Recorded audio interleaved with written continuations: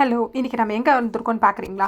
பெங்களூர்ல ரொம்ப ஃபேமஸா இருக்கிற ஸ்ரீ தொட்ட கணபதி விநாயகர் கோவிலுக்கு தாங்க வந்திருக்கோம். இது வந்து பெங்களூர்லயே வந்துட்டு ரொம்ப பழமையான கோவிலுங்க. அதே மாரி இந்த கோவில் வந்துட்டு பழைய பெங்களூர்ல இருக்கிற லொகேஷன்ல தாங்க அமைந்திருக்கு.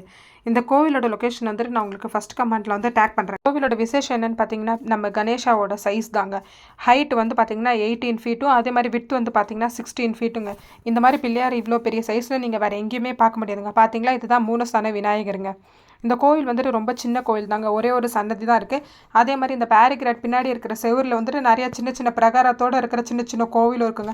இந்த கோவிலுக்கு நீங்க கண்டிப்பா வரணும். அதே மாரி இந்த கோவிலோட லொகேஷன் நான் உங்களுக்கு ஃபர்ஸ்ட் கமெண்ட்லயே டேக் பண்றேங்க. கோவில்ல விசேஷமான நாட்கள்னு பார்த்தீங்கன்னா, மாசம் மாசம் வர சங்கட சதுர்த்தி, அப்புறம் வந்து பார்த்தீங்கன்னா, விநாயகர் சதுர்த்தி வந்துட்டு இங்க விசேஷமா கொண்டாடுவாங்க. இது மாரி கோவில பத்தின நெறைய டீட்டெயில்ஸ் வேணும்னா, கண்டிப்பா என் சேனல வந்துட்டு சப்ஸ்கிரைப் பண்ணுங்க, லைக் பண்ணுங்க, கமெண்ட் பண்ணுங்க. Thank you. பாய்.